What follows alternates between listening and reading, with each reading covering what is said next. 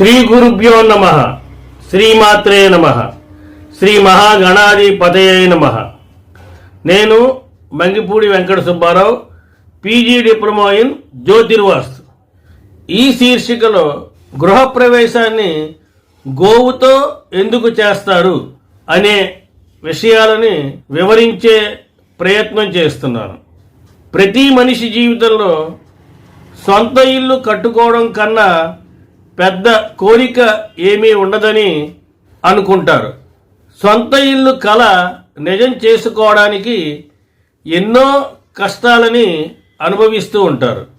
ఊరు ఏదైనా అక్కడ మనకి సొంత ఇల్లు ఉన్నప్పుడే ఆ ఊరు మన సొంత ఊరు అవుతుందని అనే భావన చాలామందిలో ఉంటుంది. లేదంటే ఆ ఊరికి మనం పరాయి వారం అనే భావన ఎప్పుడు బాధిస్తూ ఉంటుంది. అందుకే అందరూ కూడా సొంత ఇంటికి అంత ప్రాధాన్యతని ఇస్తారు. ఇల్లు కట్టుకున్న ప్రతి ఒక్కళ్ళు కూడా తమ బంధువులను, స్నేహితులను పిలిచి ఈ గృహప్రవేశ కార్యక్రమాన్ని చేసుకుంటారు.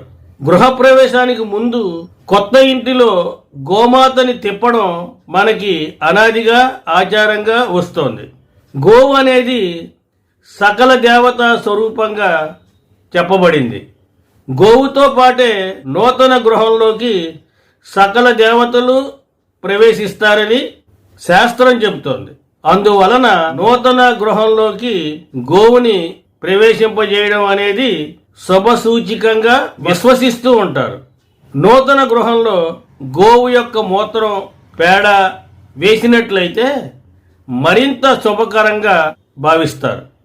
అయితే ప్రస్తుత పరిస్థితులలో పట్టణాలలో ఎక్కువగా అపార్ట్మెంట్ల యొక్క సంస్కృతి కనబడుతోంది. అందువలన ఈ బహుళ అంతస్తు గల భవనాలలోకి గోవుని తీసుకుని వెళ్ళడం అనేది కష్టసాధ్యం. ఇలాంటి పరిస్థితుల్లో ఏం చేయాలి అనే విషయంపై చాలామందికి సందేహం కలుగుతూ ఉంటుంది. లక్షలు ఖర్చు పెట్టి నూతన గృహాన్ని నిర్మించుకున్న గోవు యొక్క ప్రవేశం లేకుండా గృహప్రవేశం జరిపించాము అనే అసంతృప్తి జీవితకాలం ఉంటుంది. అయితే శాస్త్రం ఇందుకు స్పష్టమైన సమాధానం చెప్తోంది.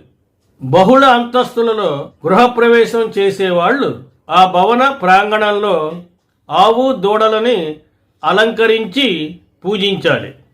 ఆవు దూడలకి అవసరమైన ఆహారాన్ని అందించడమే కాకుండా వాటి యొక్క యజమానులను దక్షిణ తాంబూలాలతో సంతృప్తిపరచాలి.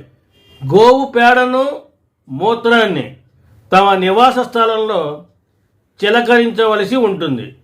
ఈ విధంగా చేయడం వల్ల గోవును నేరుగా ఇంట్లోకి తీసుకువెళ్ళిన ఫలితం అనేది లభిస్తుంది. స్వస్తి, శుభమస్తు.